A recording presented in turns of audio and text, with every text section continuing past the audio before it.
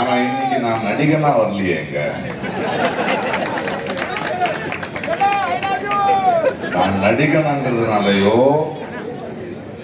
அதுக்கு நீங்க காட்டுற அன்புக்காகவே அதை தப்பா பயன்படுத்துறதுக்கு நான் வரல. கொஞ்சம் திறமை இருந்தது, அதை வளர்த்தது நீங்க. நேரம் செலவழிச்சு படம் பார்த்தது நீங்க, காசு கொடுத்தது நீங்க. என் குடும்பம் நல்லா இருக்கு. அதை திருப்பி கொடுக்க முடியாதுல்ல காசை. ஆனா அன்புக்கு என்ன கொடுக்கணும்? இன்னைக்கு தங்கச்சி பாடிட்டு இருந்தாங்க, ரொம்ப சந்தோஷமா இருந்தது. கலைஞனா ஒரு கலை, ஒரு பாடல், ஒரு கலைஞனுங்கிற பேர் இருக்குல்ல, அது வெறும் என்டர்டெயின்மெண்ட் இல்ல. இப்பேற்பட்ட மேடைகளுக்கும் அது பயன்படணும். ஒரு கலைஞனுங்கிறவன் ஒரு சமுதாயத்தினால உருவாக்கப்பட்டவர் இருந்தா வரணும்.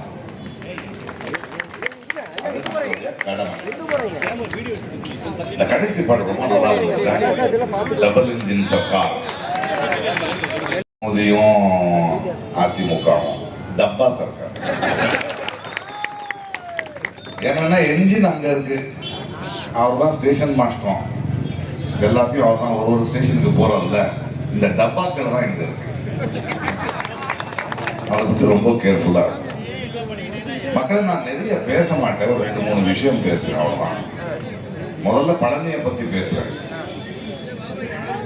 நம்ம இந்த சாமி சிலைய திருடுற கும்பலை பத்தி கேள்விப்பட்டிருக்கோம்ல, நிறைய கதைகள் இருக்கும்.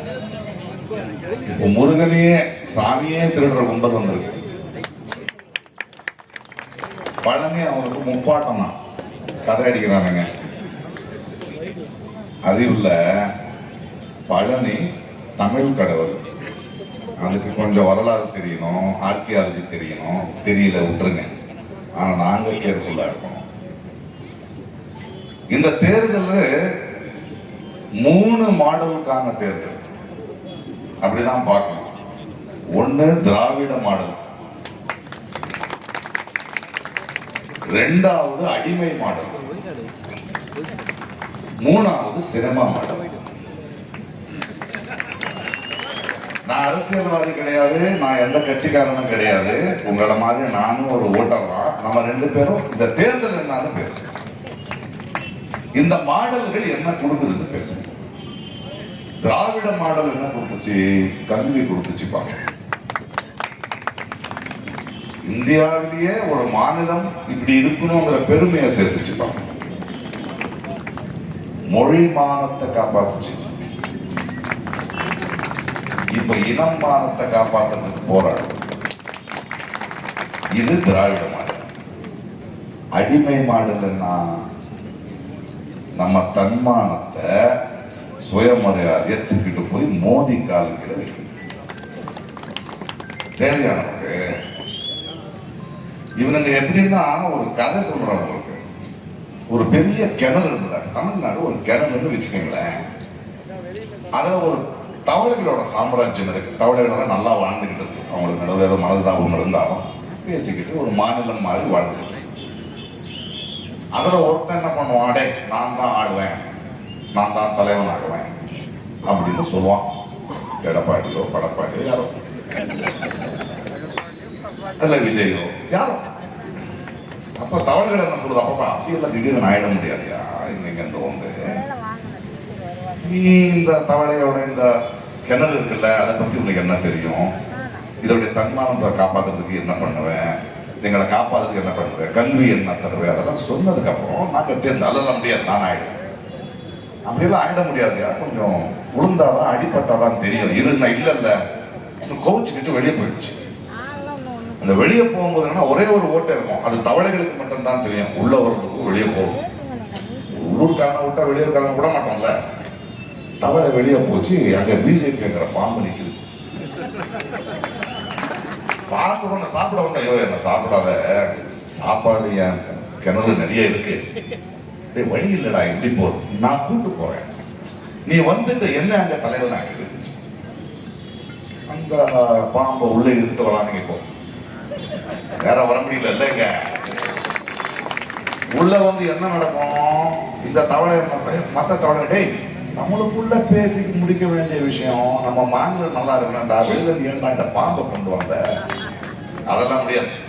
இவனை பிடிக்கல, இவன் தான் எதுவும் கேள்வி கேட்கறான், இவனை சாப்பிடு, இவன் மேல இடி கேஸ் போடு, இவன் மேல அந்த கேஸ் போடு, இந்த கேஸ் போட்டு 4-5 பேரை முடிச்சாச்சு. அதுக்கப்புறம் இதுக்கு தெரியாதது என்னன்னா, அதுக்கப்புறம் போவான்னு சொன்னா பாம்பு போகாது, இவனையும் சாப்பிட்டு எல்லாரையும் சாப்பிட்டு. இதுதான் அடிமை மாடல். இத பாருங்க, வெக்கம் சூடு சொரணை இந்த அடிமை மாடலுக்கு கொஞ்சம் கூட இல்லை. மகளிர்களை பத்தி அந்த உரிமையை பத்தி ஒரு சட்டம் எடுத்துட்டு வரணும்னு திடீர்னு நேற்று நான் வந்து நம்மளுடைய எம்பியை கேட்டேன், எங்க போயிட்டு இருக்கேன், நான் மதுரை வரல, திடீர்னு கூப்பிட்டு இருக்காரு மன்னர், என்னன்னு போகலாம். அங்க போன அதுக்குள்ள டீலிமிட்டேஷன் பாஸ் பண்றான். அதாவது இது ரொம்ப முக்கியமானது. ஏன்னா இந்த டீலிமிட்டேஷன் பாஸ் ஆயிடுச்சுன்னா 50 ஆண்டு காலத்துக்கு தென்னிந்தியாவுக்கு இருக்கிற பிரச்சனையை அரசியல் மாறிடும். மக்கள் தொகையை வச்சு எம்பிகளை அதிகமாக்குறாங்களாம். அதை பத்தி உங்களுக்கு தெரியும். மக்கள் தொகையை வச்சு பெரும்பான்மையை வச்சு நீங்க பண்ணலாமா? பெரும்பான்மை தான் உண்மைனா உண்மை, அதை மேலதான் எல்லாம் தீர்மானிக்கணும்னு அண்ணா அன்னைக்கே சொன்னாரு. அப்ப மயில் இல்லடா பறவை, தேசிய பறவை, காக்கா தான் ஆகணும். உங்களுக்கு பெரும்பான்மை இருந்தா அரசியல்ல ஜெயிக்கலாம், ஆட்சி பிடிக்கலாம், அது வரைக்கும் தான் பெரும்பான்மை. அதுக்கப்புறம் இந்த பெரும்பான்மையை தாண்டி சமத்துவம், சகோதரத்துவம், அதை பத்தி பேசணும். இவங்க பெரும்பான்மை தான் பேசுவாங்க. நான் எதுக்கு சூடு சொரணை இல்லாம பேசுறேன்னா, இந்த எடப்பாடியோ இந்த மத்த கட்சிகள் இருக்காங்கல்ல, இந்த அடிமை மாடல் தமிழ்நாட்டுக்கு துரோகம் நடந்துகிட்டு இருக்கு. தேர்தல் நேரத்துல எவ்வளவு தைரியம் இருந்தா அவன் பண்ணுவான், வாய் மூடிக்கிட்டு நிக்கிறானுங்க பாருங்க. இந்த மாடல் நமக்கு தேவையா? இந்த மாடல் நமக்கு தேவையா? திருப்பரங்குன்றத்தில் நடக்கிறத பத்தி நான் பேச தேவையில்லை. என்ன நடக்குதுங்க? மதுரையை இன்னொரு மணிப்பூராக்க போறாங்க அவனுங்க. அங்கிருந்து ஸ்ட்ரெயிட்டா பழனிக்கு வருவாங்க. இதுதான் இவங்களுடைய வேலை. இங்க வந்து முப்பாட்டணும்னு சொல்லிட்டு இருக்காங்க. பழனி கிறிஸ்துவர் அதிகமா இருந்தா பெத்லஹேம் இந்தியாவில தான் இருந்தது, இயேசு கிறிஸ்து இங்க தான் பிறந்தாருன்னு சொல்லியிருப்பாங்க. இவனுக்கு இந்துக்கள் மேல இருக்கிற அன்பில்ல அதிகாரம் வேண்டும், அது மட்டும்தான் வேணும் என்ற மோதிக்கும் இவனுங்களுக்கும் பழக்கம். இதுக்கான பதில் நீங்க கொடுக்க வேண்டியதா ஒரு தேர்தல். இது சினிமா மாடல்னு ஒண்ணு இருக்கு. ஒரே சினிமால காசு சம்பாதிச்சிடலாம்ப்பா, பெரிய ஹீரோ ஆயிடலாம், ஸ்டார் ஆயிடலாம். சினிமால ஓகே. ஒரு சினிமாக்குள்ள நீ டாக்டர் ஆகலாம், இன்ஜினியர் ஆகலாம், முதல்வர் கூட ஆகலாம். அரசியல் அப்படியே முதல்வர் ஆயிடுங்க. நீ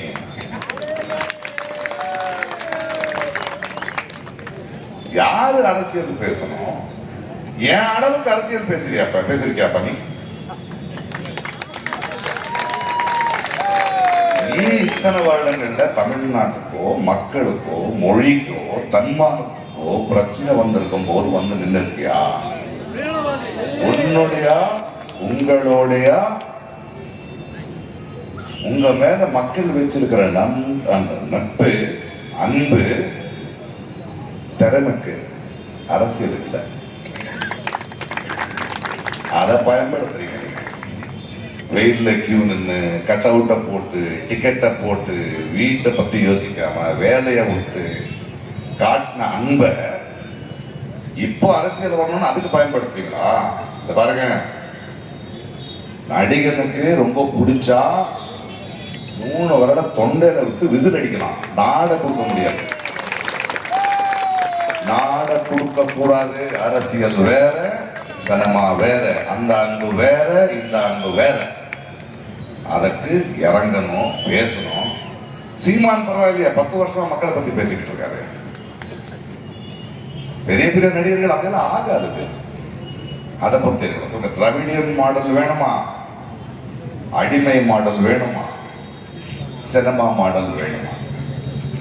ஏன்னா அரசியல் யாரை பண்ணணும் அங்கிற ஒரு கேள்வியை நான் மக்கள் கிட்ட கேட்கிறேன். என்னை பொறுத்த வரைக்கும் அரசியல் மக்கள் நாம பண்ணணும், ஜெயிச்சவங்க வேலை பார்க்கணும்.